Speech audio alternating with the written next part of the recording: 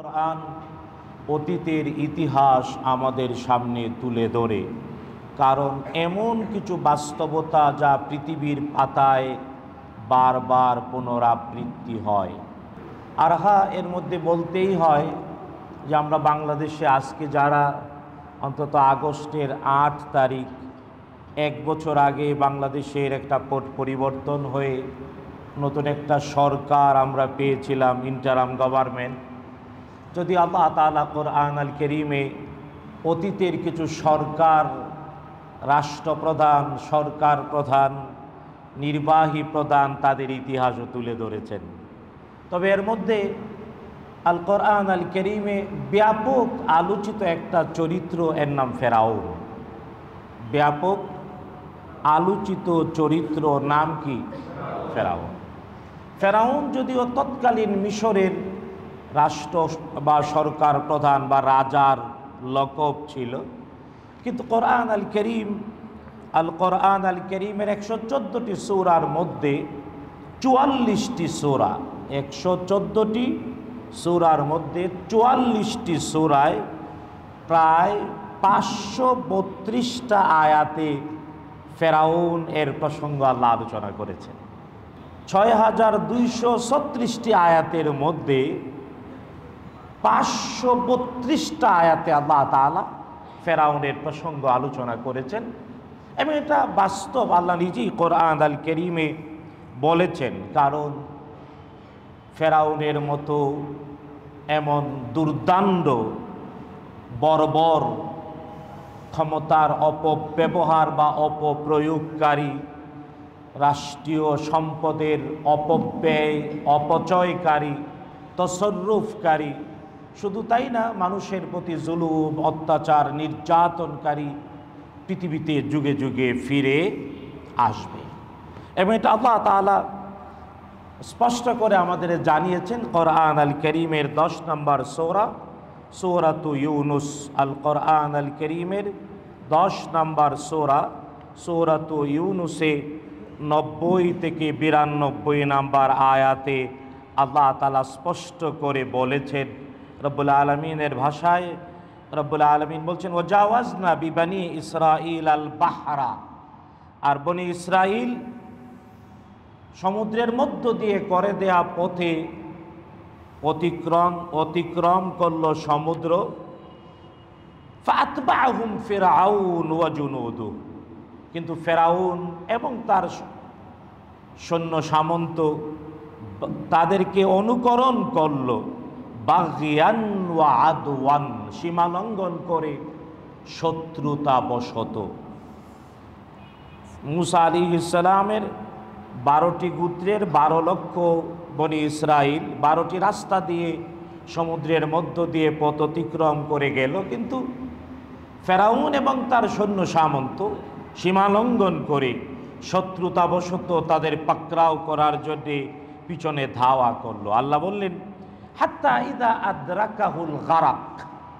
কিন্তু যে আল্লাহ তাআলা সমুদ্রের পানিকে বরফে পরিণত করে আবার মাঝে মাঝে জানালা করে দিয়েছিলেন, যাতে পরস্পর দেখতে পারে না, ওরাও যাচ্ছে আমরাও যাচ্ছি। তো পানি বরফ হয়ে দাঁড়িয়ে গেল, মাঝখানে জানালা ছিল। যে আল্লাহ তাআলা ওই পানিকে বরফে পরিণত করে এর তলা একেবারে মাটি বের করে দিলেন, রাস্তা করে দিলেন, ওই আল্লাহ তাআলা আদেশ করলেন। আর বরফ হওয়া, জমে যাওয়া পানি মুহূর্তে গলে গেল। বরফ হয়ে দাঁড়িয়ে থাকা পানি, দেয়াল মুহূর্তে গলে গেল এবং ওরা সবাই ডুবতে লাগলো। কিন্তু ফেরাউন, আল্লাহ বললেন,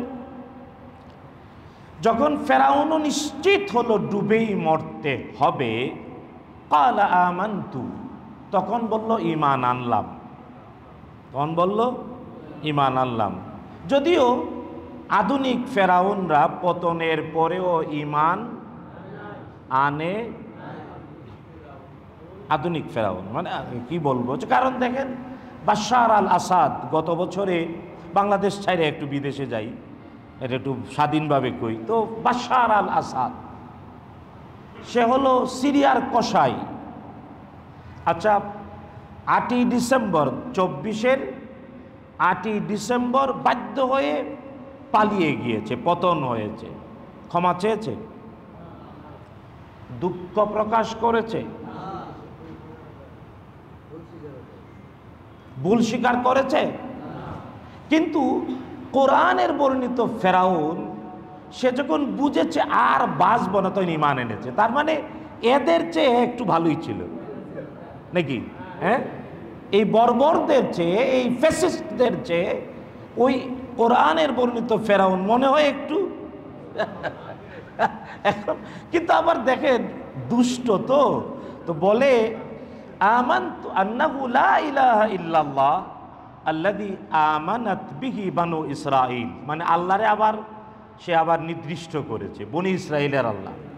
বনি ইসরাইল যে আল্লাহর প্রতি ঈমান আনছে, সে ওই আল্লাহর প্রতি ঈমান আনছে। শুধু তাই না, ঈমান তো আনলো, আবার বলল ওয়া আনা মিনাল মুসলিমিন, আমি মুসলমান।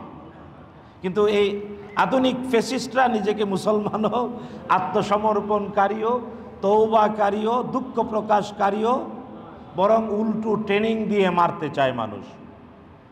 বলে এতজন মারার লাইসেন্স হয়ে গেল। বুঝেন আসলে মানে কতটা নিকৃষ্ট হলে মানুষ নিজের কৃতকর্ম প্রমাণিত হওয়ার পরেও লজ্জাবোধ, ক্ষমা চাওয়া নাই। কিন্তু আসল ফেরাউন যখন বুঝছে যে না, ডুবা ছাড়া গতি নাই, সে বলছে ঈমান আনলাম বনি ইসরাইলের আল্লাহর প্রতি, তবে আবার বলল ওয়া আনা মিনাল মুসলিমিন, আর আমি মুসলমান। আল্লাহ তাআলা বলেন আলান, এখন, ওয়াকাদ আসাইতা কাবলু, অথচ ইতিপূর্বে অনেক বিরুদ্ধাচারণ করেছো, ওয়া কুনতা মিনাল মুফসিদিন, আর সুস্পষ্ট সন্ত্রাসী ছিলা। আল্লাহ বললেন, এবার আল্লাহ বলেন ফালিয়াউমা নুনাজ্জিকা বিবাদানিক, শুন, সমুদ্রে ডুবে মারা যাবা, কিন্তু তোমার দেহটা অক্ষত থাকবে, তোমার দেহটা অক্ষত থাকবে। লিতাকুনা লিমান খালফাকা আয়া, যাতে তোমার পরে যারা আসবে, তার মানে ফেরাউন হবে আরো।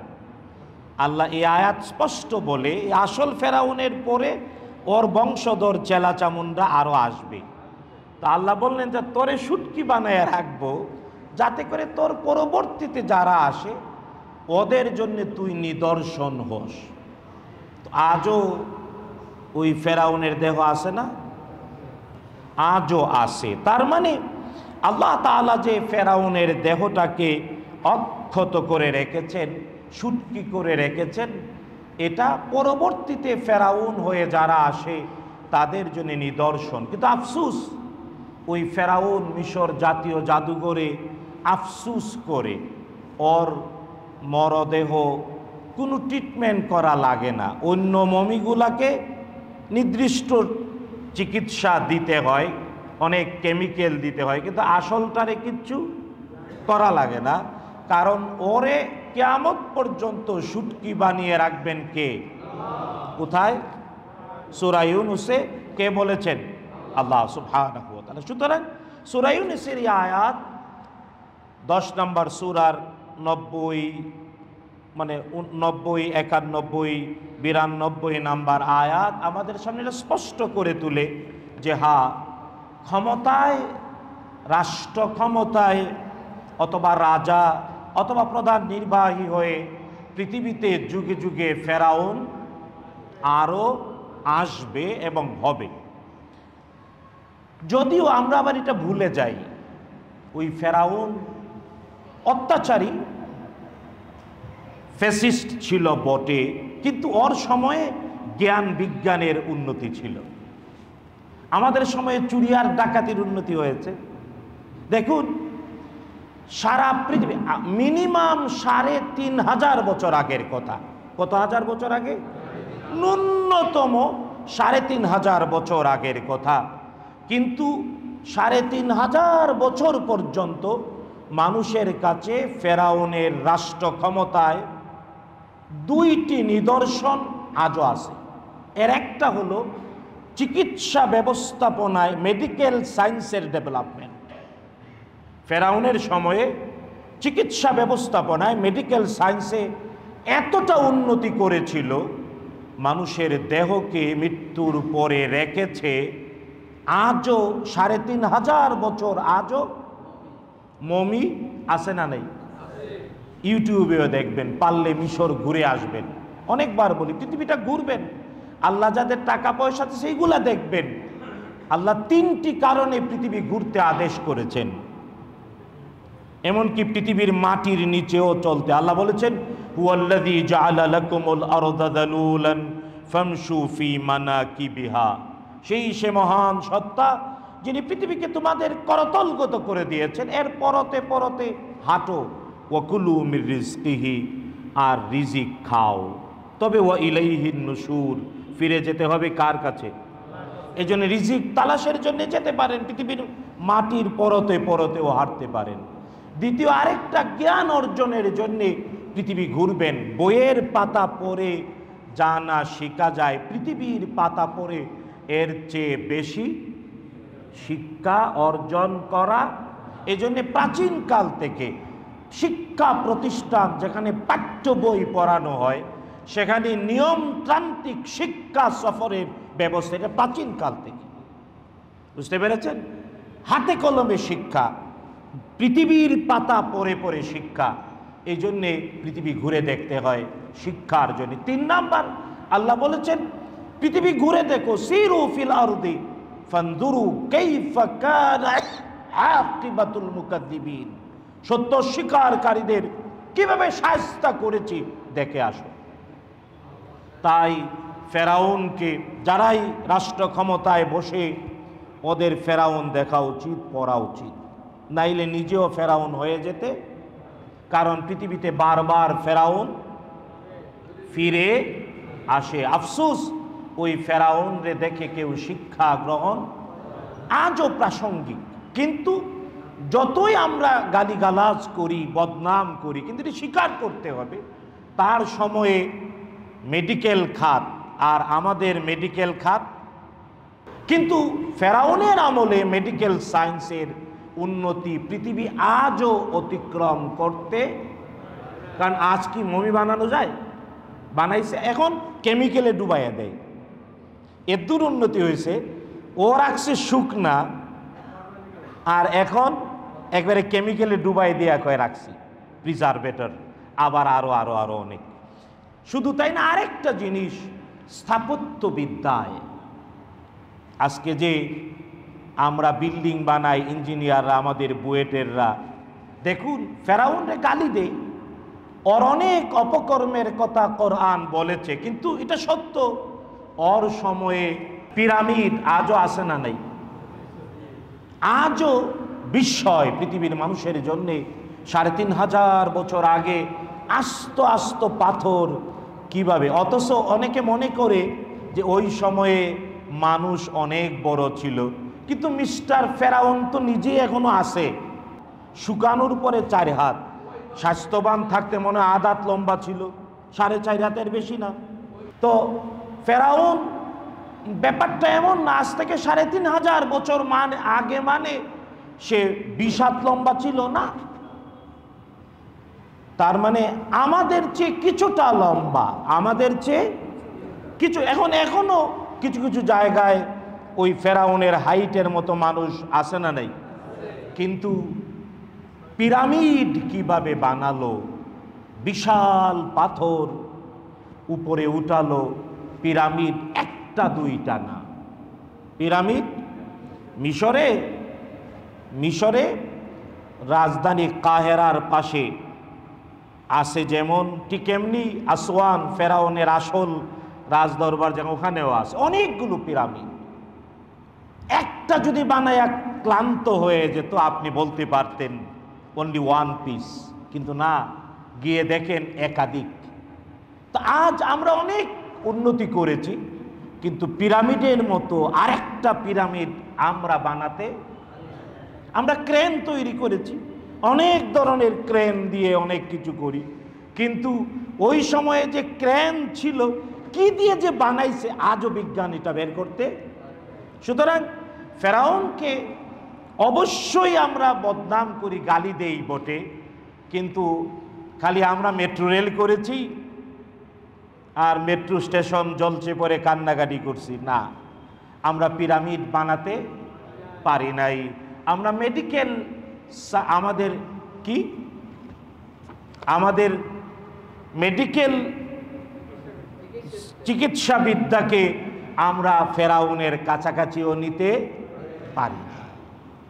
সুতরাং এগুলো বিবেচনায় রাখতে হবে। তার মানে একজন রাষ্ট্রপ্রধান, একজন সরকার প্রধান তার নাগরিকদের কল্যাণে, জ্ঞানের কল্যাণে, স্ট্রাকচারাল উন্নয়নে অনেক কিছুই করতে পারে, কিন্তু যদি কিছু মৌলিক বিষয় না থাকে কখনো সে ভালো বলে পরিগণিত হবে না না না।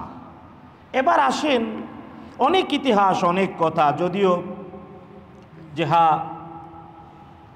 চিকিৎসা বিজ্ঞানের উন্নয়ন, পিরামিড বানানো, 3500 বছর পর্যন্ত অস্তিত্ব আমাদের সামনে রেখেছে, যদিও এর বাহিরে আরও অনেক ফেরাউনি সভ্যতার নিদর্শন আছে। আমি অন্যগুলো নাই বা বললাম। ওই যে ওরা বিশাল পাথর কেটে সিংহের দেহ, মানুষের মাথা, এটাও কিন্তু একটা শিল্প, এটার একটা নাম আছে, এটাকে মনে হয় স্ফিক্স না কি জানি বলে। তো আরো আরো আরো অনেক ফেরাউনি সভ্যতার আরো অনেক নিদর্শন আছে, কিন্তু অন্তত দুইটি জিনিস 3500 বছর পর্যন্ত আজও যে কোনো মানুষের সামনে স্পষ্ট: মেডিকেল সায়েন্সের ডেভেলপমেন্ট আর পিরামিড তৈরি। কিন্তু এরপরেও ফেরাউন নিকৃষ্ট,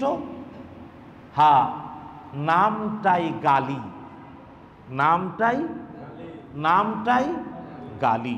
মির্জাফর যেমন গালি, ফেরাউনও গালি। কারণ কি? আল কোরআন আল কারীমে আল্লাহ সুবহানাহু ওয়া তাআলা ফেরাউনের এই রাষ্ট্র ক্ষমতায় থেকে জ্ঞানের অথবা স্ট্রাকচারাল উন্নয়ন সত্ত্বেও তাকে নিকৃষ্ট বলে ঘোষণা করেছেন তার কিছু বদ গুণের কারণে। তার কিছু বদ, এবং এটা ভুলে গেলে চলবে না যে ওই ফেরাউন অথবা রাষ্ট্র না, ফেরাউনের চিত্র অনেক ভিন্ন ভিন্ন আছে। ফুকাহারা বলেছেন পরিবারেও ফেরাউন হতে পারে, প্রতিষ্ঠানেও ফেরাউন হতে পারে, সমাজেও ফেরাউন হতে পারে, রাষ্ট্রেও ফেরাউন হতে পারে। আল্লাহর বলা নিকৃষ্ট চরিত্র যে কীট, যে বর্বর, যে অভদ্রের মধ্যে পাওয়া যায় সে ফেরাউন। এবং এটাও জেনে রাখবেন, মুহাম্মদুর রাসূলুল্লাহ সাল্লাল্লাহু আলাইহি ওয়াসাল্লাম বলেছেন মূসার সময়ে ফেরাউন ছিল, তবে উম্মতে মুহাম্মদের মধ্যেও একজন ফেরাউন আছে। উম্মতে মুহাম্মদের মধ্যেও একজন ওই ফেরাউনের মতো ফেরাউন আছে। বলতে পারেন কে? নবীজি সাল্লাল্লাহু আলাইহি ওয়াসাল্লাম বলছেন আবু জেহেল, আমর বিনিল হেশাম, ফিরআউন হাদিহিল উম্মাহ। এই উম্মতের ফেরাউন, মুহাম্মদ সাল্লাল্লাহু আলাইহি ওয়াসাল্লামের উম্মতের ফেরাউনের নাম কইলেন না তো, জুড়ে কোন? আসল নাম আমর বিনিল হেশাম, হেশামের পুত্র আমর। আর লোকজন তাকে অন্ধকার যুগে বলতো আবুল হেকাম, বুদ্ধির বাবা, জ্ঞানের বাবা। বুঝতে পেরেছেন? কিন্তু ইসলাম স্বীকার করার কারণে, গায়ে পড়ে শত্রুতার কারণে বিশ্বনবী সাল্লাল্লাহু আলাইহি ওয়াসাল্লাম নাম দিলেন আবু জেহেল। নাম মূর্খের বাবা, ছিল জ্ঞানের বাবা, আর তাকে নাম দেয়া হলো মূর্খের বাবা। নবীজি বলেছেন ফিরআউন হাদিহিল উম্মাহ, আমার উম্মতের ফেরাউনের নাম আবু জেহেল। তাই আবু জেহেলের চরিত্র ফেরাউনি চরিত্র মিলে যায়। এবার আসেন, অনেক কথা বলা যায়, আমি শুধু কোরআন থেকে বলবো, হাদিস তো জড়িত রয়েছে। আল্লাহ তাআলা কোরআন আল কারীমে ফেরাউনের 13টি বদ গুণের উল্লেখ করেছেন। রাষ্ট্র ক্ষমতায়, প্রতিষ্ঠানের ক্ষমতায়, পরিবারের ক্ষমতায়, কিন্তু যদি ওর মধ্যে 13টার 1-2টা পাওয়া যায়, সেও ফেরাউনের প্রেতাত্মা। সেও ওই একটা দিন আসবে যখন ওর পতন হলে কেউ আফসোস করবে না। এটাও আবার বলতে হয় যে ফেরাউন, আমরা তো অনেকে আবার এই গুণ দেখেও বুঝবে ফেরাউন বটে, তবে পতনের পরে ফেরাউন চেনা যায়, এটাও আল্লাহ তাআলা কোরআন আল কারীমে বলে দিলেন। 44 নম্বর সূরা আদ-দুখান, মিলায়ে দেখেন, আল কোরআন আল কারীমের 44 নম্বর সূরা আদ-দুখান। আদ-দুখানের রব্বুল আলামিন আমাদেরকে স্পষ্ট করে জানি, ওখানে একটা হুকুমও আছে, বিধানও আছে, আজকের সময়ের সাথে খুবই প্রাসঙ্গিক। সূরাতুদ দুখান 44 নম্বর সূরা এর 25 নম্বর আয়াত থেকে আল্লাহ তাআলা বলেছেন, আউযু বিল্লাহি মিনাশ শাইতানির রাজীম, বিসমিল্লাহির রহমানির রহিম। আল্লাহ বলছেন, কাম তারাকু মিন জান্নাতি ওয়া উয়ুন। ফেরাউন এবং তার সৈন্য সামন্ত, ওরা লোহিত সাগরের সুয়েজ উপসাগরে ডুবে মারা গেল। মূসা এবং তার উম্মত তাকায়া দেখলেন। এই জন্য জেনে রাখবেন, যদি কোনো অত্যাচারী শাসক নির্যাতিত ব্যক্তির চোখের সামনে পতন হয়, এটা নবীদের ভাগ্য, এটা সৌভাগ্য। এটা কি? জালেম ক্ষমতার দণ্ড ব্যবহার করে কাউকে অত্যাচার করেছে, আর সে জীবিত, তার চোখের সামনে ওই অত্যাচারীর পতন হয়েছে, এটা মূসার ভাগ্য, নবীদের ভাগ্য। ফেরাউন এবং তার সৈন্য সামন্ত ডুবে মারল। আল্লাহ কোরআনে কারীমে বলছেন, ওয়াগরাকনা আলা ফিরআউনা ওয়া আনতুম তানজুরুন। মূসা, তুমি দাঁড়ায় দেখতেছিলে ওরা কেমনে ডুবে, ঢেউয়ের তালে কেমনে কেমনে। মূসা এবং তার উম্মতরা দেখেছেন ফেরাউন এবং তার সম্প্রদায় কিভাবে ডুবে। এই জন্যে মজলুম ব্যক্তি জীবদ্দশায় অত্যাচারীর পতন দেখে তাকে বারবার আল্লাহর সেজদা করা উচিত, সে সৌভাগ্যবান মানুষ। হ্যাঁ, আল্লাহ বলছেন, কাম তারাকু মিন জান্নাতি ওয়া উয়ুন। ডুবে মরল ফেরাউন এবং তার সৈন্য সামন্ত, রেখে গেল অনেক বাগান আর ঝর্ণা দ্বারা। কারণ ওই ফেরাউনের সৈন্য সামন্তরও বাগান বাড়ি ছিল, মিলেনি। আপনাদের মনে হয় বাংলাদেশে নাই। তো শুধু ফেরাউন না, ওর সৈন্য সামন্ত, এদেরও নাকি বড় বড় বাগান বাড়ি ঝর্ণা দ্বারা ছিল, আসিল না? আল্লাহ বলছেন, কাম তারাকু মিন জান্নাতি ওয়া উয়ুন। ফেরাউন ডুবে মরল, সৈন্য সামন্ত শুদ্ধ মরল, রেখে গেল অনেক বাগান, অনেক ঝর্ণা ধারা। ও জুরুইন ওয়া মাকামিন কারীম, অনেক কৃষি, অনেক এগ্রিকালচারাল প্লান্ট, অনেক কৃষি খামার, এবং মাকামিন কারীম, গর্ব করার মতো স্থাপনা। ওয়া না'মাতিন কানু ফিহা ফাকিহিন। শুধু তাই না, আর এমন অনেক নেয়ামত যা নিয়ে ওরা আনন্দ হিল্লুলে ব্যস্ত থাকত। মিলে না? আল্লাহ বলেন, কাযালিক, আর এমনি, ওয়া আওরাসনাহা কওমান আখারিন, আমি আল্লাহ এই সবগুলো মালিকানা দিয়ে দিলাম মজলুমদেরকে। কোরআনের এই আয়াত, এটা হুকুম। যখন অত্যাচারী শাসকের পতন হয় এবং তার যারা চেলা চামুন্ডা, ওদের সম্পত্তি, ওদের সম্পদ মজলুমকে দিতে হয়। কার বিধান? অনুবাদ কইলাম, বিবেক থাকলে নিজেকে মিলায়ে দেখেন। কে বলেছেন? ফেরাউন এবং তার সৈন্য সামন্ত বাগান ঝর্ণা দ্বারা, প্রাসাদ আর আনন্দ হিল্লুল করতো এমন জায়গা রেখে গেছে না? রিসোর্ট আছে না? কি মিলে না? মিলে না।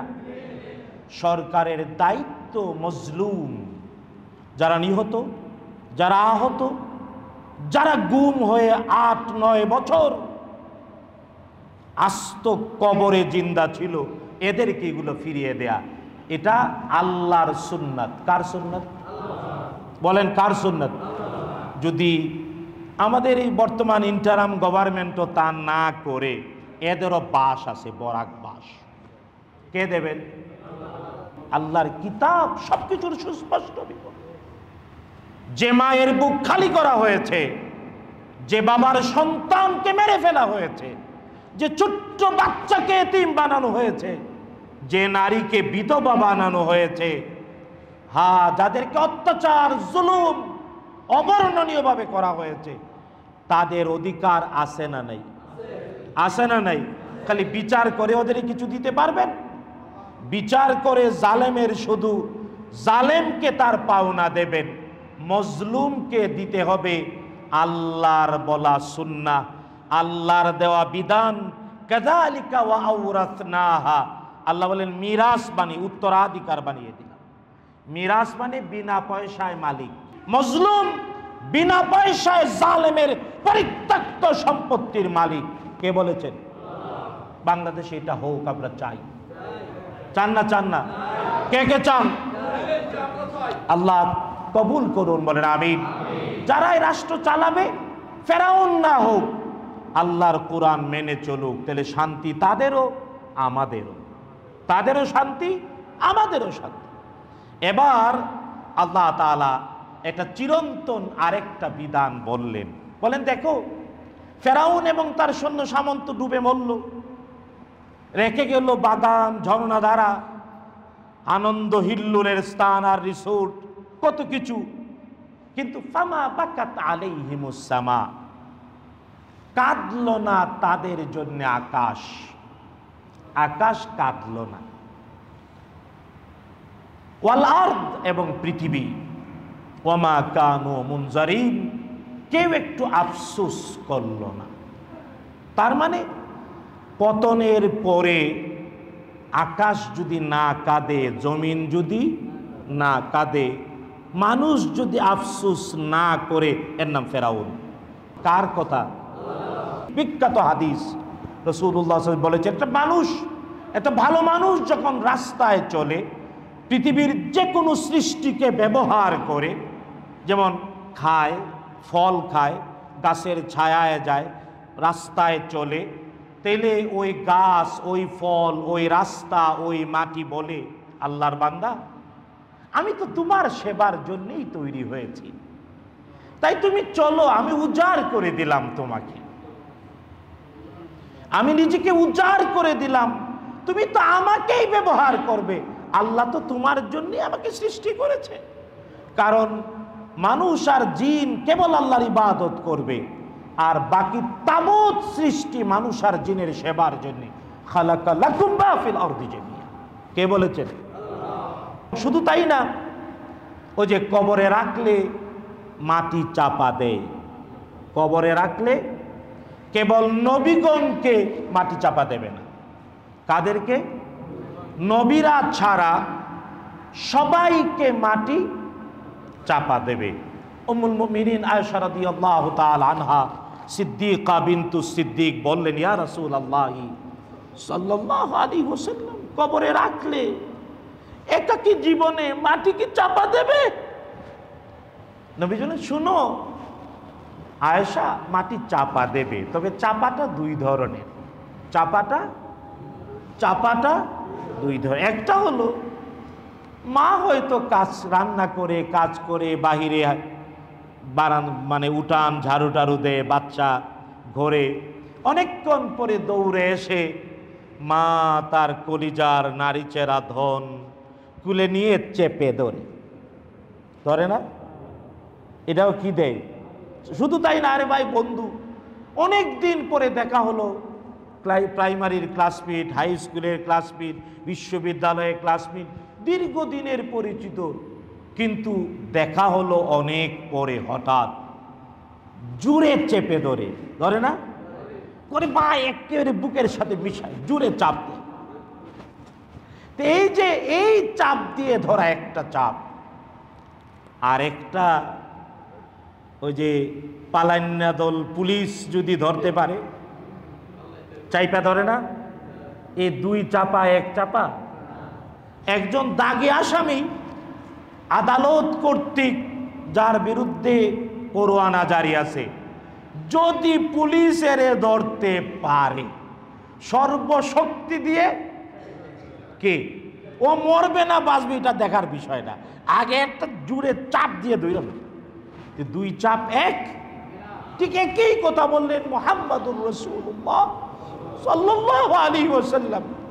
ওই বিখ্যাত হাদিসের দ্বিতীয় অংশ, একজন মিথ্যুক, একজন বর্বর, একজন মূর্খ, একজন সভ্যতাহীন, একজন কর্কশ, একজন চরিত্রহীন, একজন দুষ্ট যখন রাস্তায় চলে, ফল খায়, গাছের ছায়ায়, পৃথিবীর কোনো কিছু ব্যবহার করে, প্রত্যেকটা সৃষ্টি, আমি তো তোর জন্যে না, আমি তো তোর জন্য, তুই অনধিকার চর্চা করছিস, আচ্ছা আয় আমার ভিতরে আয়, বুঝবি। এই জন্যে ইমানদার ভালো মানুষকেও কবর চাপা দেবে, মায়ের কুলে যেমন, বন্ধুর সাক্ষাতে যেমন আগলে ধরা মাটি বলবে আমার থেকেই সৃষ্টি, কারণ কবরে রাখতে গিয়ে বলা হয় মিনহা খালাকনা, কোরআনের আয়াত বলেন মিনহা খালাকনাকুম ওয়া ফিহা নুঈদুকুম ওয়া মিনহা নুখরিজুকুম তারাতান উখরা। মাটি থেকেই তৈরি করা হয়েছে, মাটিতেই ফিরিয়ে দিয়ে গেলাম, মাটি থেকেই আবার পুনরুত্থিত কে করবেন? তো ওই মাটিতে রাখলে মাটি কয় ভালো মানুষকে, অনেকদিন শুধু উপর দিয়ে হেঁটেছ, আমার ভিতরে তোমাকে পাইনি, বুঝতো, পেয়েছি, একটু ভালোবাসার স্পর্শ দিয়ে তোমাকে জড়িয়ে, ভালোবাসার স্পর্শ দিয়ে আমাদেরকেও, আমাদের কবরেও যাতে চাপ, ভালোবাসার স্পর্শে মাটি যাতে চাপ দেয়, আল্লাহ কবুল করুন বলি না আমি। দুষ্ট দুরাচারীরা চাপ দেবে, এমন চাপ। শুধু তাই না, এটা কয়েক বছর আগের কথা, আমাদের সিলেট এলাকায় কিছু মানে ওই যে মোটা বুদ্ধির লোকজন তো আসে, বুঝছেন না, তো ওই কবরের আযাব আসেনি, মাটি চাপ দেয়নি, তো কবরে আযাব আসেনি, মাটি চাপ দেয়নি, এই জন্য টেপ রেকর্ডার রেখেছিল, কয়েক বছর আগের কথা সিলেটে। কিন্তু সত্যি যখন কিছুক্ষণ পরে গেছে, গিয়ে দেখে ধোঁয়া উড়ে, ধোঁয়া, খালি চাপ না, আরো কিছু। সুতরাং কবরের আযাব সত্য, কোরআন সুন্নাহ দ্বারা। যে অস্বীকার করবে সে ঈমানদার থাকতে পারবে। এবং কবরে আযাব যে সত্য, ফেরাউনের সম্প্রদায় দিয়ে আল্লাহ দলিল দিয়েছেন। আল্লাহ বলেছেন আন্নারু ইউরাদুনা আলাইহা গুদুওয়ান ওয়া আশিয়া, আর সকাল আর সন্ধ্যায় ফেরাউনের সম্প্রদায়কে কবরে আগুন দেয়া হয়। যাই হোক, তো কবরের আযাব কোরআন আল কারীম এবং সুন্নাহ দ্বারা প্রমাণিত, এবং ফেরাউনের সম্প্রদায় তাদেরকে আল্লাহ আযাব দিচ্ছেন, আর কিয়ামতে জাহান্নামে ঢুকাবেন। আর কিয়ামতের বিচারের পরে যাবে কোথায়? কিন্তু কবরে এখন আছে, কবরে আযাব কে দিচ্ছেন? আর কবরের পুরস্কারের কথাও কোরআন আল কারীমে সূরা ইয়াসিনে কে বলেছেন? ঈমানদার ঘুমিয়ে থাকবে কবরে। তার মানে ঘুম তো আরামের জিনিস, কারণ বিচারের পরে আর ঘুম নাই। তো যখন সিঙ্গার ফুৎকার হবে, ঈমানদার আর মোরা দিয়ে বলবে ইয়া ওয়াইলানা মান বা'সানা মিন মারকাদিনা হাদা মা ওয়া'দার রহমানু ওয়া সাদাকাল মুরসালুন। বলবে ওয়া ইয়াওমা তাকুমুস সাআতু আদখিলু আলা ফিরআউনা আশাদ্দাল আযাব। যাই হোক, তো আল্লাহ কবরের নিয়ামতের কথা সূরা ইয়াসিনে বলেছেন, আন্নারু ইউরাদুনা আলাইহা গুদুওয়া ওয়া আশিয়া ওয়া ইয়াওমা তাকুমুস সাআতু আদখিলু আলা ফিরআউনা আশাদ্দাল আযাব। আচ্ছা, সূরা ইয়াসিনে আল্লাহ নিয়ামতের কথা বলেছেন। যখন সিঙ্গার ফুৎকার হবে আর মোরা দিয়ে জেগে উঠে বলবে, আফসোস, কে আমার আরামের ঘুমটা ভাঙ্গালো, তখন বলা হবে, হাদা মা ওয়াদার রহমান, পরম দয়াময় অঙ্গীকার করেছেন, ওয়াদা করেছেন যে কিয়ামত, ওয়া সাদাকাল মুরসালুন, যুগে যুগে রসুলরা সত্যায়ন করেছিলেন এই কিয়ামত হচ্ছে। তাই কবরে শান্তি আছে না নাই? তবে আবার এটাও আবার জানতে হবে, ঈমানের অংশ, এই পৃথিবীর 1,24,000 নবী এবং রসুলের মধ্যে মারা গেছেন 1,23,900, একজন বাকি আছে, নাম কি? ঈসা আলাইহিস সালাম। এই 1,23,999 জন নবী যারা কবরে আছেন, তারা কবরে ঘুমন্ত না। জেনে শুনে ঈমান নিয়ে যদি এই কথা কয় নবী মদিনায় শুয়ে আছেন, তাহলে ঈমান থাকবে না। কারণ নবীরা বরজখে কবরের জগতে নামাজরত, ঘুমে না। নামাজরত, ঘুমে না। নবীরা কবরে কি পড়তেছেন? কি পড়তেছেন? ইউসাল্লুন। বুখারীর হাদিস, নবীজি বলেছেন, আল আম্বিয়া আহয়াউন ফি কুবুরিহিম ইউসাল্লুন। নবীরা কবরেও কাজে ব্যস্ত, নামাজ পড়ছেন। প্রত্যেক নবী। মেরাজের রাতে রাসূল সাল্লাল্লাহু আলাইহি ওয়াসাল্লাম বলেছেন, আমি দেখতে পাচ্ছি মূসা এই যে তার কবরে নামাজ পড়ছেন, আমি দেখতে পাচ্ছি। রাসূলুল্লাহ সাল্লাল্লাহু আলাইহি ওয়াসাল্লামকে আল্লাহ দেখিয়েছেন। নবীজির বৈশিষ্ট্য ছিল, আমরা যেমন সামনে দেখি তিনি পিছনেও দেখতেন। তো নবী এবং রাসূলদের আলাদা কিছু বৈশিষ্ট্য ছিল। এর মধ্যে একটা বৈশিষ্ট্য, এটা বিশ্বাস করবেন, নবীরা কবরে শুয়ে নাই। যদি কেউ গানে গজলে হুজুর ওয়াজে কয়, কানে কানে যায়, এটা ভুল। নবীরা কবরে নামাজরত। তাই নবীরা কবরে শুয়ে আছেন, নবী মদিনায় শুয়ে আছে যদি কয়, তাহলে বিশ্বাস সহ বললে ঈমান থাকবে না, কারণ ঈমানের বিপরীত। আল্লাহ হেদায়েত নসিব করুন, বলেন আমিন। তো যাই হোক, আজকে আর পারলাম না অনেক কথা। বিনীতভাবে শুধু এতটুকু বলতে চাই যে রাষ্ট্র এবং সরকার পরিচালনায়, পরিবার পরিচালনায়, প্রতিষ্ঠান পরিচালনায়, সমাজ পরিচালনায় ফেরাউন বারবার ফিরে আসতে পারে না, পারে না। আল কোরআন আল কারীম ফেরাউনের 13টি বদ গুণের কথা বলেছে, আগামী জুমায় বলবো। আজকে ভূমিকাই শুধু, হ্যাঁ, কিন্তু এটা ঠিক যে আসল ফেরাউনের চেয়ে নতুন নতুন ফেরাউনরা আরো আরো ভয়ানক। কারণ আসল ফেরাউন আল্লাহর প্রতি ঈমান আনছে, নিজের মুসলমান দাবি করছে, যদিও একেবারে যখন বুঝেছে আর বেঁচে থাকতে পারবে না। কিন্তু আফসোস, পৃথিবী দেখুন, বাশার আল আসাদ কি ক্ষমা প্রার্থনা করেছে? লক্ষ মানুষের রক্ত ঝরিয়েছে, একটু দুঃখ প্রকাশ করেছে? ঠিক এমনি আমাদের আশেপাশেও আছে না নাই? মিলায় লইয়েন। সুতরাং আল্লাহ সুবহানাহু ওয়া তাআলা আবার বিধান দিলেন, হ্যাঁ, যারা অত্যাচারী, যারা ক্ষমতার দ্বন্দ্ব ব্যবহার করে অন্যকে জুলুম আর নির্যাতন করে, তাদের সব সম্পদ পাবে কে?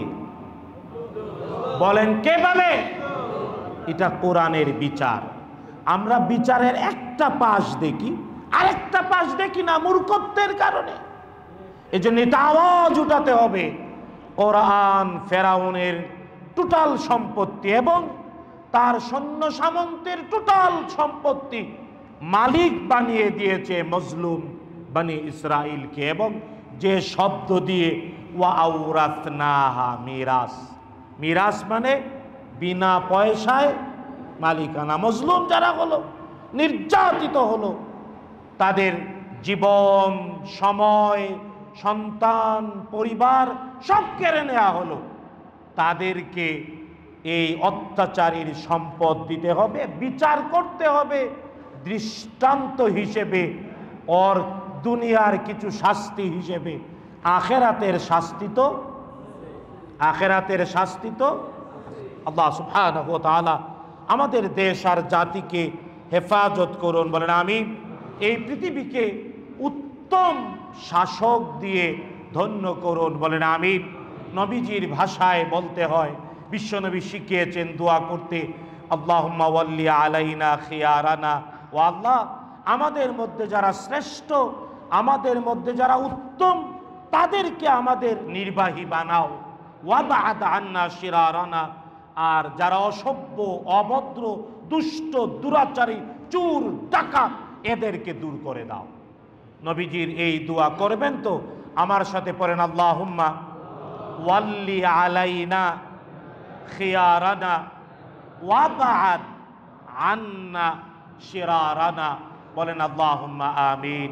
হাদা মা ইনদি ওয়াল ইলমু ইনদাল্লাহ আলাইহি তাওয়াক্কালতু ওয়া ইলাইহি উনীব।